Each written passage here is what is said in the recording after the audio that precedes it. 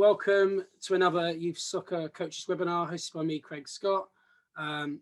We are very pleased that we've managed to get Thomas Grønnemark to discuss how to win a soccer match with a throw-in.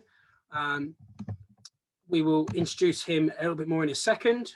So we encourage questions through the chat function, so they can be sent to me privately or generally in the chat, so it's fine. And we will ask the questions at the end.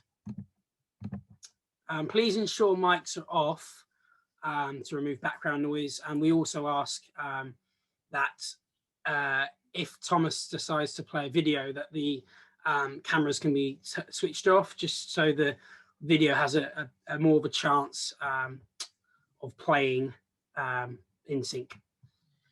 So today, this webinar is also live on our Facebook page at Youth Soccer Coaches.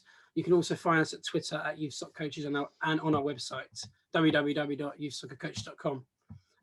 We're just going to quickly jump to next week. So next week, we have Don Williams, Head of Operations for America for Sports Recruiting USA. And he's coached college and pro for 22 years. I will put the link to sign up in the chat shortly. Today, guest Thomas is a freelance throwing coach for professional clubs such as Liverpool and Ajax, work with professional managers such as Jurgen Klopp in the top end of the professional game. I will now hand over to Thomas. Yes. Hello, everybody. Today you have to share your screen, Thomas. Sorry, just so you know. Yeah, that's fine. Yeah, that's fine. Yeah. Okay. Good. Yes. Today I'm going to make a little talk here about how to win a match with a throw-in. The talk is going to be approximately 30 to 40 minutes, and then afterwards it's possible to ask some questions. And generally, you can ask me about anything you want. Of course, there are either some personal things I can't reveal, or some of my secrets I can't reveal. But I'll do my best to give you a lot of value here. But to start from the very start.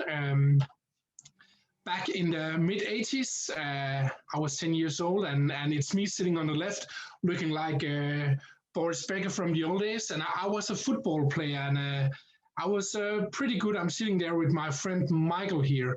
And yeah, I got to play in the best Danish U19 league. I also played against good players like, perhaps some of you know, Thomas Grønnemark, who later played for Celtic and Real Madrid. But I wasn't good enough to be a professional football player. So in the mid-90s, I changed to athletics. And already the first year I came on the Danish national athletics team. And I was running 100, 200, 400 meters and relays. And yeah, I was on the Danish national team all 6 years I did that sport. And the highlight was, like you see here in the picture, from year 2000, where I, together with my teammates from Aarhus 1900 from Denmark, became European champion in the 4x400 meter relay for club teams. It's me standing second from the left, and I ran the last leg there, so it was really good. But in 2002, I changed sport, not because I wasn't successful in athletics, but I really missed that team sport from football. So in 2002, I changed to the Danish bobsleigh team. And it's me here standing second from the right. And I had 4 years on the Danish bobsleigh team, and it was a fantastic 4 years. We are standing here in St. Moritz in Switzerland. And yeah, we were traveling all around the world, whole Europe and States and Canada and so. And it was actually in the middle of that bobsleigh period in 2004 where I thought, hey, if I can make a good throw in myself, because that was one of my strengths when I played football, can't I teach other players to make a good throw in?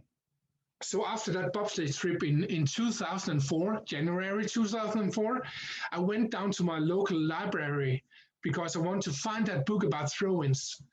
But there were no books at all. And yeah, I also searched the internet, but yeah, there was nothing serious there. So in January 2004, I decided to make my own throwing course, and I used approximately 6 months to develop a throwing course, and that was ready in October 2004.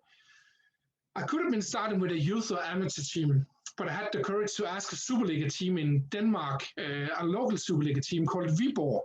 And luckily enough, they said yes. And I started working at their club, and the players improved their throw-ins a lot. They scored a lot of goals after throw-in situations. So, since October 2004, I've been a throwing coach, coaching not only professional teams, but also a lot of youth and amateur teams, both boys and girls, women and men. So that's my job now. I'm also doing a lot of talks for companies around the world. So even though it's mostly throw-ins now, I'm also doing other things sometimes. Back in 2008, I've been a throwing coach for 4 years, and I decided it could be pretty cool to have the longest throw-in in the world. So I decided to try to beat the world record, world longest throw-in. I did it with a flip throw-in, and it's really hard for me because I was a non-gymnast. But after 3 years of training and record attempts in the national match between Denmark and Spain in 2008, and also in the match Hertha Berlin-Wolfsburg in 2009 on the Olympic Stadium in Berlin, I set an official Guinness World Record of 51.33 meters. And you can see that on my YouTube channel here after this event. But my big breakthrough came in 2018, where Jürgen Klopp, he called me on the phone and asked me for help to Liverpool's throw-ins. Liverpool were really bad at the throw-ins at that time, so that was my really first international breakthrough. We can say that. Up to that, I mostly coached Danish professional teams in the Danish Superliga.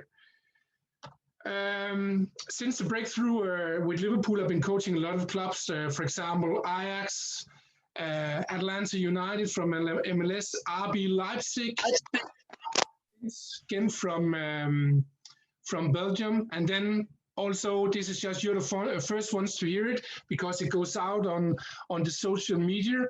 But I actually also this season helped Flamengo from Brazil, and we were Brazilian champions. So that was a great feeling. What is this throw-in coaching and what can it give? Of course, I have a lot of data, I have a lot of numbers myself, but for me, it's really hard to show my own numbers because, they're often like secret because of the contracts, and so you can't share everything, even though you have it. But in September 2019, there was a video from Tifo Football, and you can see that on YouTube too, where they looked at throw-ins under pressure in the different European leagues. And they found out that in the 2017-18 season, before I came to Liverpool, Liverpool, they had a great season with the 4th place in the Premier League and a Champions League final, even though they lost with Madrid. But they were really bad at the throw-ins. So, and at this Tifo Football, they look at throw-ins under pressure, where the players are marked. And they found out that in the 2017-18 season, Liverpool had a possession on 45.4% at throw-ins under pressure. And they were only number 18 in the Premier League, so third last. But in my first season, the 18-19 season, we improved to a possession on 68.4% on throw-ins under pressure and went to number 1 in the Premier League on this statistics. We also went to number 2 in the whole Europe just after one of my other teams, FC Midtjylland. But it's not only about possession at throw-ins under pressure, because of course that's really important. There are normally 40 to 60 throw-ins in a match, and most teams have under 50% possession when have a throw-in under pressure. But you can also score goals after throw-in situations. I'll just say before I show this statistic with Liverpool, we are not doing any long throw-ins towards the opponent's goal, but this is throw-ins from all around the pitch, also our own penalty area and the middle zone. And so But last season, the 2019-20 season, we scored 14 goals on throw-ins all around the pitch. And it looks like the statistic will be approximately the same this season too. So you can score a lot of goals, after normal throw-in situations. But again, I'm coaching after a philosophy called the fast and the clever throw-in philosophy. And here I'm going like shortly to talk about the different parts of my philosophy. First of all, the long throwing. With the long throwing, I'm focusing on the throw-in technique, and I'm helping the players to throw longer just with having a better technique. Most of my players I'm coaching, they're improving between 5 and 10 meters, and it's only with technique, and some up to 15 meters. The next video I'm showing you, and I hope that you can see it, but the next video I show you, it's from a guy called Thomas Grønnemark, who improves his throwing from 25 meters to 40 meters. And let's see if the video works here.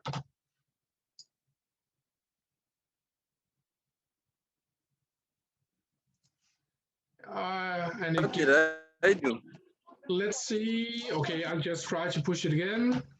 Take care. Okay. It's giving a little challenge here. I'll just, okay, it comes here, I think. Yep.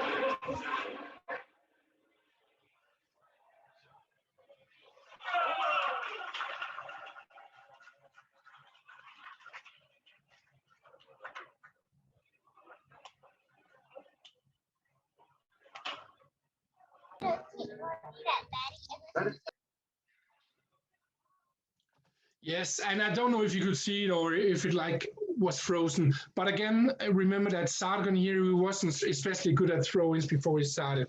But I just wanted to give you some numbers, because long throw-ins, that's not only for teams who want to make long throw-ins towards the opponent's goal. It's important for all teams. I'm also doing long throwing coaching in Liverpool, even though we're not doing any long throw-ins towards the opponent's goal, also in teams like Ajax and my other teams, because the longer throwing you have, the greater throwing area you'll have too. So imagine you have a throw-in in the middle of the pitch.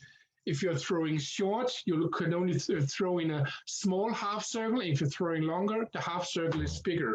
So I have some numbers here. For example, Kian Hansen from FC Midtjylland in Denmark, he started with 30 meters and 70 before this technical training. And it was a really high throw-in. He had a throw-in area of 1,480 square meters, but he improved his throw-in to 36 meters and 70. And it was like fast like a rocket, and improved his throwing area to 2,115. Kian Hansen, he assisted 34 goals on long throw-ins for FC Midtjylland over 4 seasons, so almost 9 per season.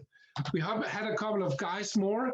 You can see that was players who were not so good from the start, Mungsgaard and Master, and they improved their, you can see here, almost 9 meters and 12 meters and 25. And they were also from FC Midtjylland. And actually, in the first time FC Midtjylland was Danish champion, Master, he made the decisive long throwing goal when they won 1-0 in the final game and became champion. So it's always good to have a lot of players who can make the long throwing. Then we have a young guy, Andreas Paulsen, who was sold to Borussia Mönchengladbach as 18-year-old.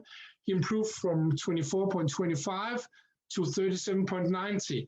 So that's almost 14 meters, but also look at the square meter improvement. He's a fullback, so it's really important that you have a greater throwing area as a fullback, no matter if you're using the long throwing as a set-piece weapon. Then we have a couple of guys from AC Horsens in Denmark. They started very high. For example, Mikkel Kvist, 35.50. He improved to almost 40 meters. This guy assisted 10 goals on long throw-ins this season. I coached them. We have Mads Beck, and he's actually now playing in Brentford in the Championship in England. I've both been coaching Mads in AC Horsens in Denmark, but also Brentford. And he's the guy with the longest throwing I've had in my entire career. So he's really talented. The last example here, Andy Robertson from Liverpool, he could only throw 19 meters and 80, and that's very short. And it meant that every time Liverpool had a throw in the left side, it was really easy for the opponent to put on pressure on Liverpool and take the ball. So even though Andy Robertson will never be the best in the world if you're looking at the length, he improves his throwing area with more than 500 square meters. And he's also, and I'm coming into that in the fast and clever throwing, but he's also developed like precision, ability to throw faster, patience, see space, and things like that. So Andy Robertson have developed from a really bad thrower, not only with the length, but also in general, to be perhaps one of the best throwers all in the world. So it's important to improve the player's long throwing, no matter what kind of playing style you have.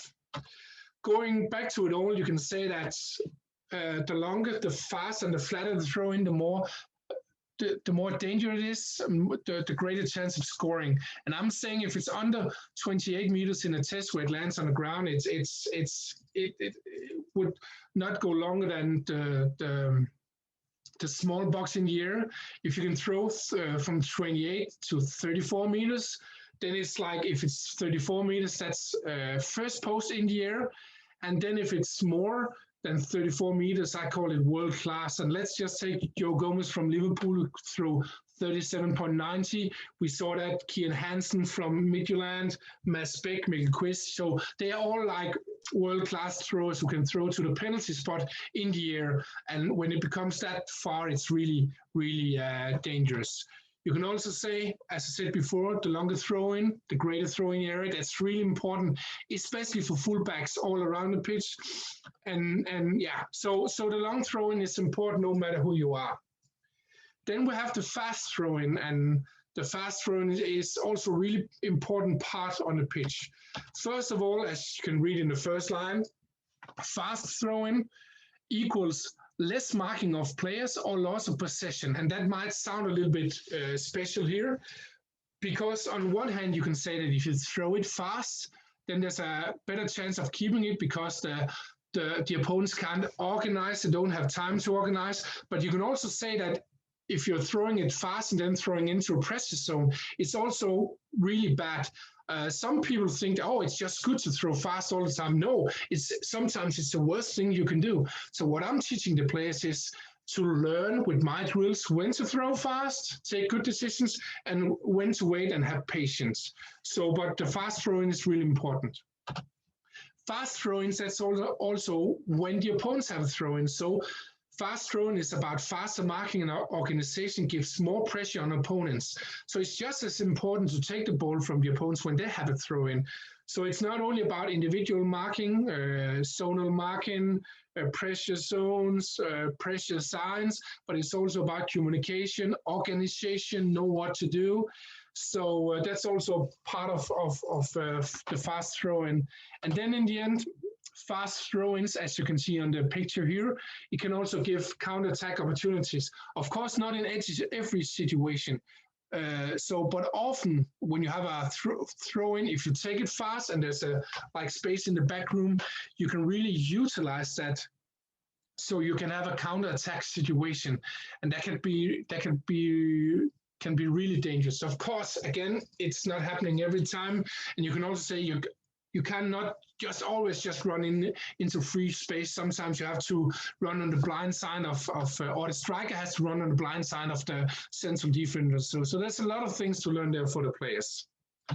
Then we have the clever throw-in, and again, as you can see on the picture here, that the greater throwing area you have, the more players you can throw to. So that little thing, it just gives you a big advantage, but that's just a small thing around the clever throwing.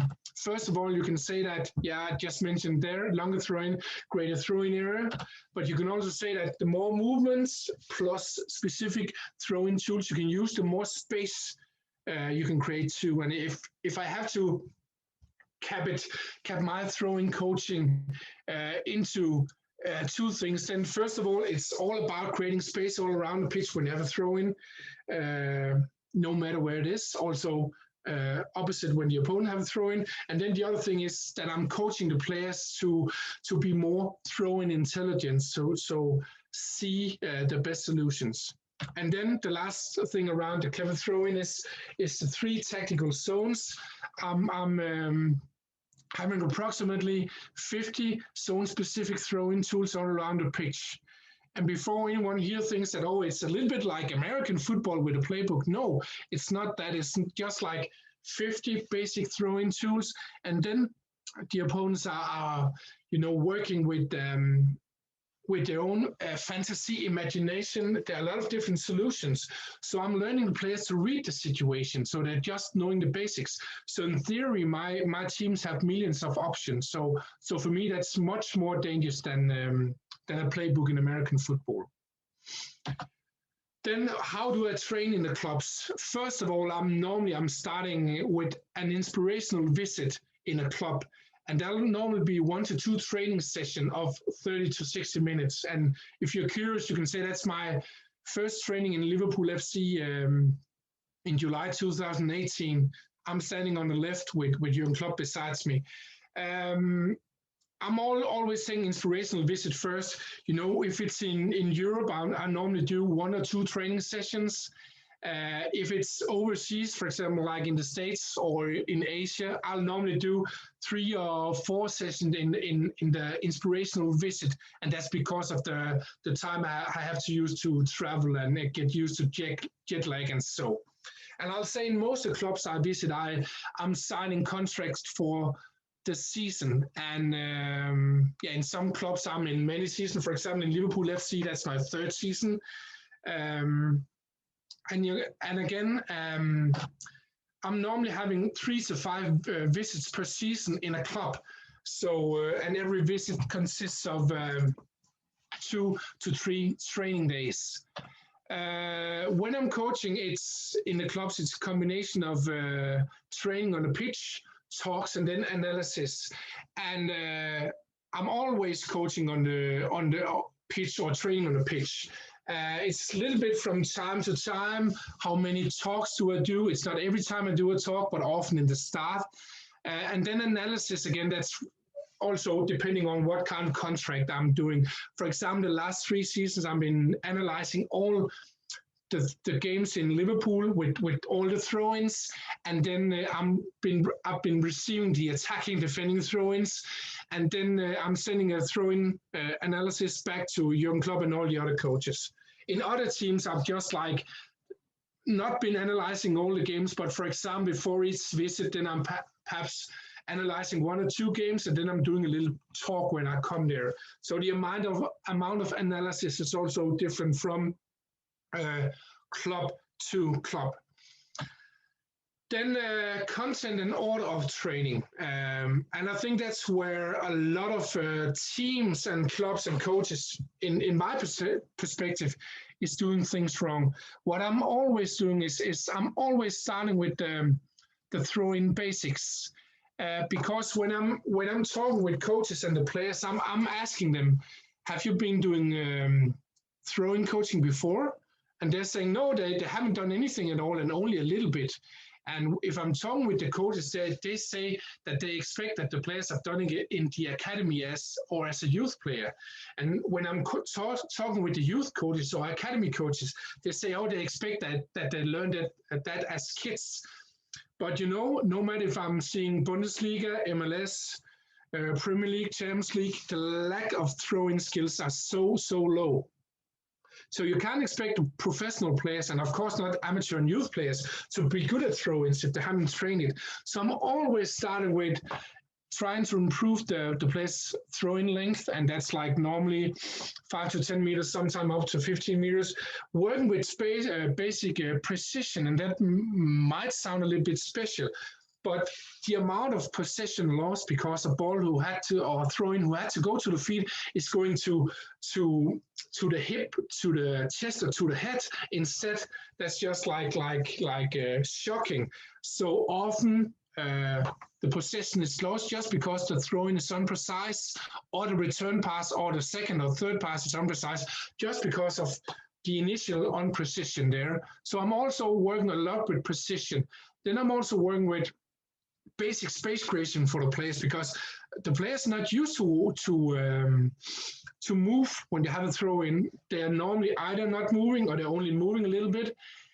Sometimes I also see some movement, but it's often only individual movement. What I want and what I'm coaching the players is team movement, because we want to create space. We want to track the opponents when they have a throw in. So I'm also doing that in the start. And then I'm also working with fast reaction and marking, and not only on an individual basis, but also in a team basis, because if you're, let's just say your 4 or 5 players defending situation around the thrower, if it's only 3 out of 4 or 4 out of 5 who does it, there's like a big hole in your defense. And also the other way around, if you have a throw in and one player is just standing there and sleeping, it's not good. So that's also the reason why I'm coaching all the players. I'm not only coaching the throwers, I'm coaching all the players on the pitch. And that's really important if you want to improve the throw-ins. And before some of people think that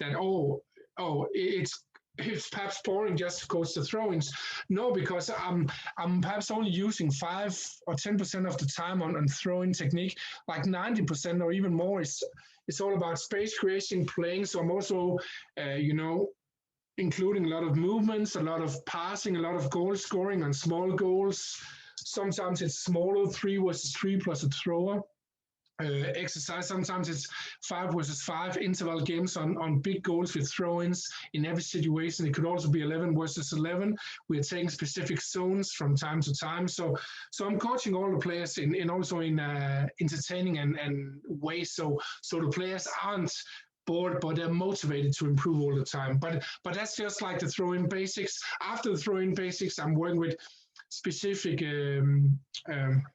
space creation tools with the throw-ins, what I'm calling clever throw-in tools. And then in the end, I'm working with the 3 tactical throw-in zones, so specific solutions for each of the zones on the pitch. And I think I touched it a little bit before, but if you're starting with like the complex things, like trying to learn your players how to run very specifically, I think you will lose a lot, because first of all, it'll be too easy to cover when your playbook is read with your 1, 2, or 3 solutions. And the second thing is it's a big risk of your players are failing because they haven't got the throw-in basics. So I'll recommend every coach to start with the basics, then put on a little bit more complex, and then end up with the most complex stuff in the end. Of course, perhaps some of you know that of course I'm working for Liverpool FC, many other clubs. I've been working for 6 to 8 different professional clubs around the world the last 3 seasons, different clubs. So it's not only Liverpool. It's been fantastic to win the Champions League with Liverpool, win the Premier League with Liverpool, Dutch Championship with Ajax, and so on and so on. Danish Championship twice with FC Midtjylland. But the most important thing for me is actually to change football so we have much better throw-ins, not only in professional football perhaps, but also amateur and youth football too. It's just as important. That's also the reason why I'm giving away my 4 best basic throw-in drills. I'm doing that. You can use that from U10 and then up to professional teams. You can see here I'm doing one of the drills with Liverpool FC here. You can get the drills on after this talk here on thomasgrønnemark.com/free. And there's already been over 4,000 coaches from all over the world. I think it was like from 160 different countries in the world pinging these throw-in drills up, and a lot of good feedback, and people are happy to use them from young players to pro level. So yeah, you're absolutely welcome to pick them up. So that was like basically a very fast talk about my throwing coaching, my background, what I focus on.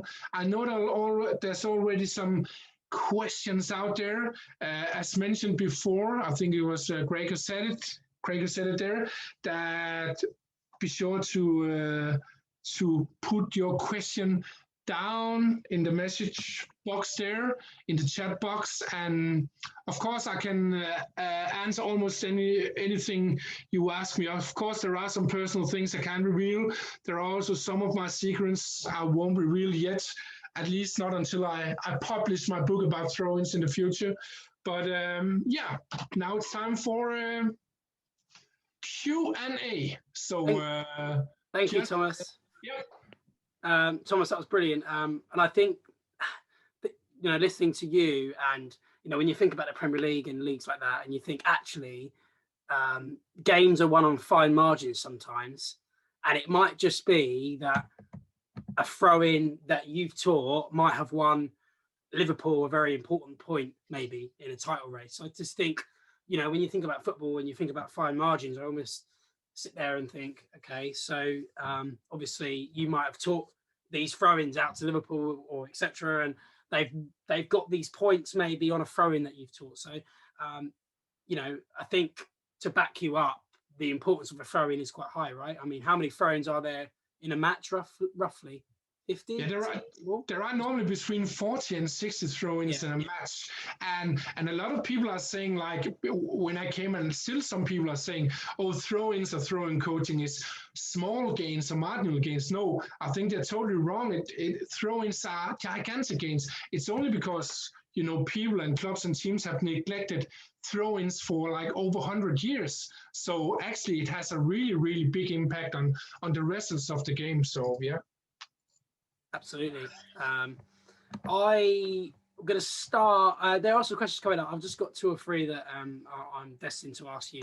The first one I wanted to ask you, so when you start creating throwing routines and plans for clubs, is there any information about the team that you look to gain? So strength of players, philosophy, styles, and how do you work with the managers to ensure that even the throw-ins are almost identical to the way that they want to play the game of football?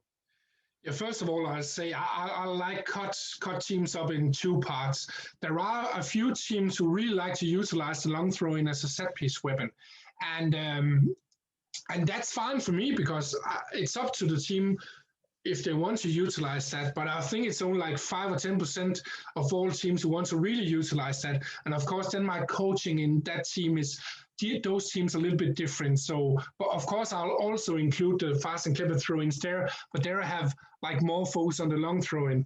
But in the last 90% of the team, I'll say most of the teams, I'm focusing more on the fast and clever throw-in, even though I try to improve the player's throwing area. Then of course I'm communicating a lot with the coaches, the players, all the people around the team, looking at the playing style. So one thing is that I'm trying to develop, put my knowledge and coaching into their playing style. I'm also really looking at both weaknesses from the different players, because it can be different from team to team. For example, in some teams, the central defenders are really good with their feet and can play a lot of things. Then we can do different movements. But if a team has really unsecure central defenders, or said in other words, that they are like more physical, dual-based, then there are some things we can do. You can also say, opposite, I'm also really looking at what I call individual throw-in superpowers. So it can, for example, be some players are good with a first touch, some players are good at creating space, some players are good at running fast, some players are good at protecting the ball, so they're good, like if we try to create big boxes and so I also try to utilize that when I fit my coaching into the playing style. So I'm looking at a lot of different parameters, but of course, when I'm like doing the inspirational visit, that's like more the basics. It's first when I sign a longer contract that I go into like playing style and so. But again, I think it's like if I'm done an inspirational visit, I normally, I think I sign with like 80 or 90% of all teams. So when I come to them, most teams want to sign me because they can see it works already from the start. So but again, back to your question, I really try to fit my knowledge and coaching into a team-specific playing style. So I'm going to ask one more because I know there's other questions. I think there's someone might have asked one that I want to ask anyway. So the other one I wanted to ask was sort of about the sort of triggers. So almost, is there a way of making the players almost aware of where to use specific throw-ins on the pitch? So is there a certain, so for example, if you're trying to score, if it's late in the game, it's 1-1, and you're trying to score a goal, would you then encourage sort of longer throw-ins, fast throw-ins? It's almost fitting the types of throw-ins into the areas of the pitch and the dynamics of the game at the time, you know, so if you're winning, losing or drawing. So is there a way to try and get the players to think about how to use the throw-ins more effectively?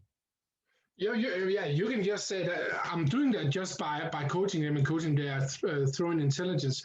Because if you have increased the throwing intelligence, you also know the difference between playing a really, really safe ball, safe possession, and the difference between to have a high risk but also high reward throw-in solution. And of course, if you just need one goal and you have a normal throw-in, if you're not taking the long throw-in at the opponent's penalty area, but want to take another solution, then my teams know what a high risk but also high reward solution is. And of course, instead of playing the ball all the way back to your central defenders, if there are 2 minutes left, you want to go after the high risk, high reward because you want to score a goal. So I'm learning the players that, and it's not only at the opponent's penalty area, but it's also at the middle zone, your own penalty area. What are safer possessions and what possessions can like really make you create chances or give you counterattacks, give you transition, shift the plays, and so I can say all of that. I learned that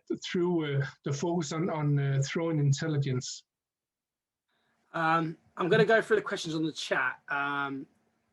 There's a good one actually. It says, "Are you amazed when you see professionals make foul throws?" No, not really, because first of all, I'll say foul throws there are made so few foul throws in professional football, but when it's done, it gets a lot of attention. I don't know how many foul throws have been like refereed or made in the Premier League this season.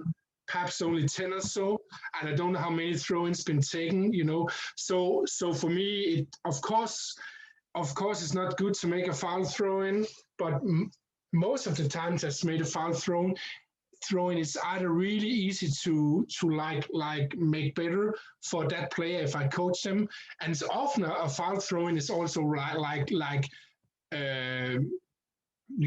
it's not a foul throw in reality, it's just often because it looks weird, so that the referee just blows the whistle. So for me, foul throw-ins they're not a big challenge in at least not in professional football. I think the biggest challenge is perhaps when kids do foul throw-ins. It's often because I think the coaches haven't been taking enough time in training, and I think kids shouldn't be afraid of taking a throw-in.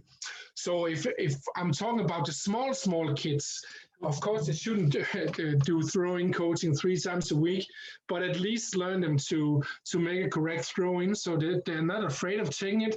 And then when they are from U10 and up, you can easily start with precision and like basic space creation, and it's not about like different throw-in zones and complex, but the basic things with precision, space creation around the throw and things like that. You can easily learn that from U10, and so I think you should focus on that more than foul throw-ins. So yeah.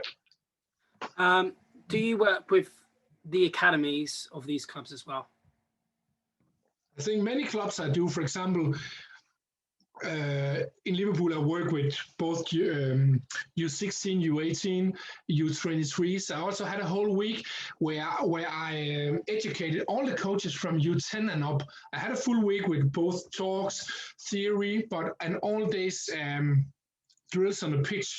So I think it's really good that we have you're working with the throw-ins in all teams in your clubs. And for example, in Ajax, I've also been working with the second team, young Ajax. They're really young, like the name says. Also I think it's called U19 and U16 too there.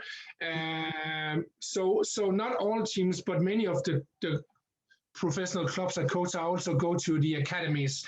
And I've also been coaching a lot of youth teams, for example, in Denmark, where I didn't coach the pros. So all in all, I'm just loving to coach young people. And if there are sitting some amateur coaches and youth coaches who will think, hey, that would be cool to have Thomas there, but we are only a small club, then I'll say I'm sometimes also invited by where 2 or 3 or 4 clubs goes together, or one city where all the clubs are inviting me. So even though it's not cheap to get me there, it's not impossible to have me to inspire you. So that's just the way it is. So my biggest dream is to improve throw-ins, no matter what level you play on. Absolutely. How would you go about to coach basic ball handling on a throw-in? Is there a way to handle the ball to improve elevation and speed? Well, first of all, say speed. I can't really speed and length. I can't really go so much into that. I can only say that I'm working with 30 different technical parameters. You use video analysis again.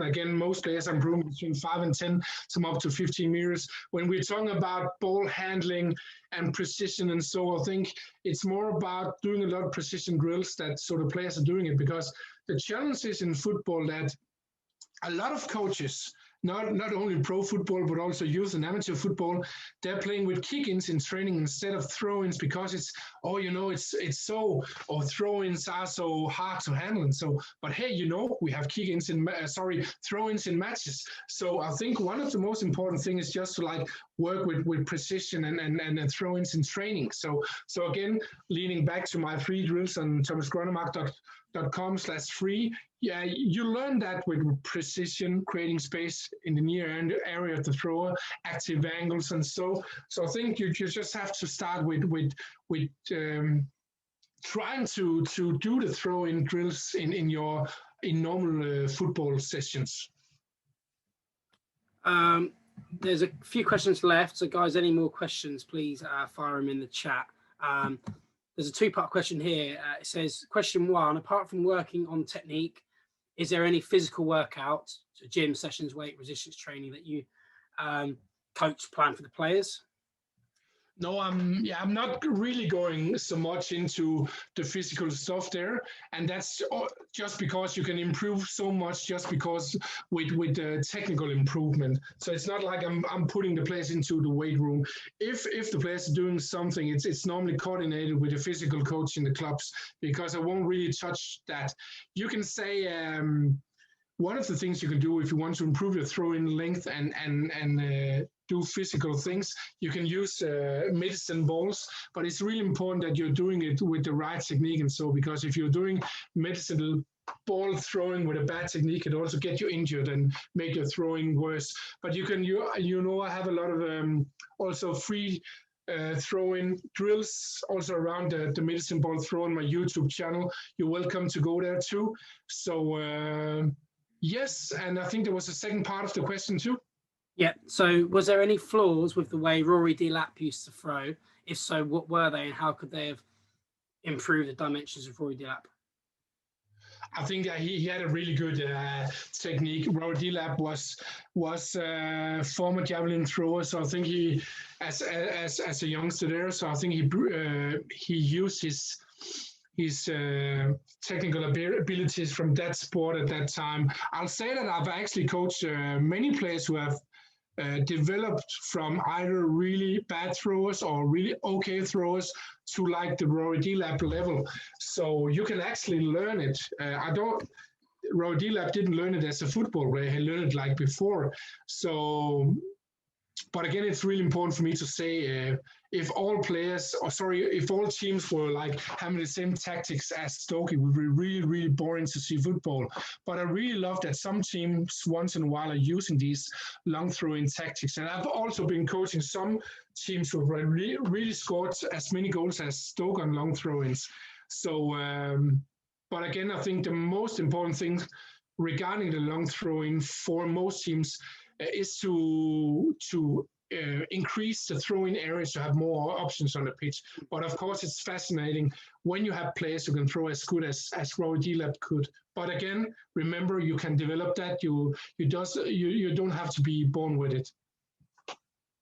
The last question in the chat, and I might have one as well. So it says, thanks so much.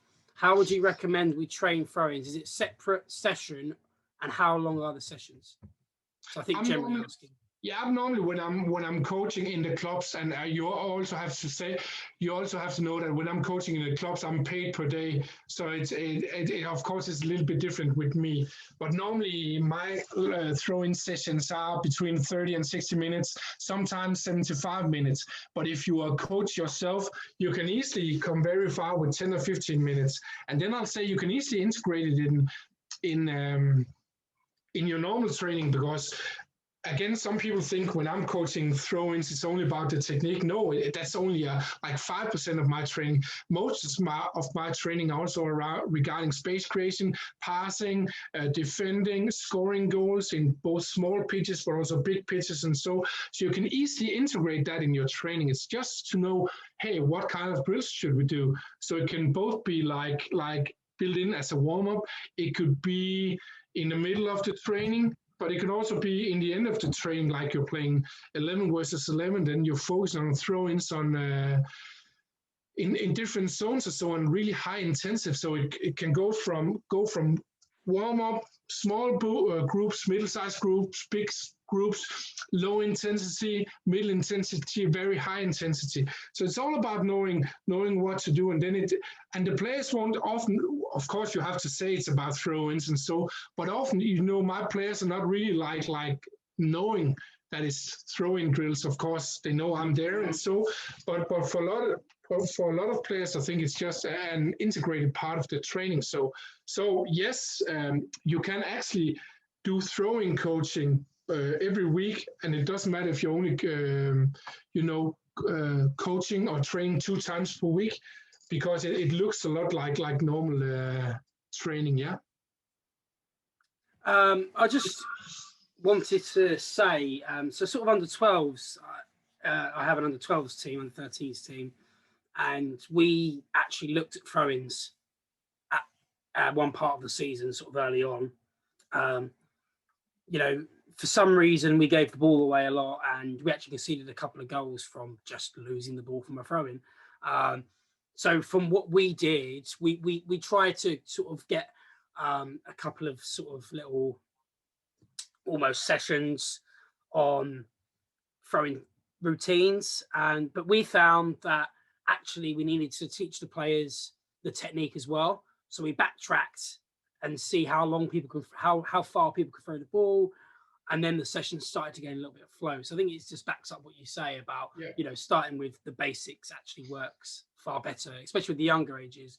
So if you were to go into an under 12s, 13s team and work on throw-ins, would you stick to the basics and build on it? Is what I'd ask. Actually, like the drills there are set again. Sorry about mentioning again, but the ones on thomasgrønnemark.com/free, that'll be perfect for a start. Also from U10 or U12, boys or girls, because it's easy to understand. It develops the basic both with precision, technique, return pass position, active angles, and so creating space in the near area of the throw with good distance to the throw, and so on and so on. It gives the players like a security and like a really good base to start from, and then after that you can build on other things. But that's just like the very basic. But it's also good, as you mentioned, Craig, there, that try to see who can throw the furthest, and so, because it's always like motivating for the players. Actually, I often have to stop the players throwing when when we're doing tests after the technical sessions, because I just want to throw and throw and throw. So that could be good to have a little competition, but also start with the drills are like highlighted in the link there. So I just have to say, sorry, I'm interrupting, but there was a question before where Brendan said. Yeah, it's at the top. I think I've missed it by mistake. I think it's at the top. You take that, and then there was another one in the bottom too. Yeah, absolutely. I know we're pushing the time limit a little bit.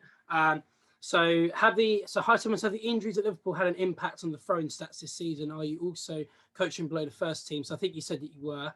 Yeah. Yeah. So we already got that one. So injuries, Liverpool. Yeah.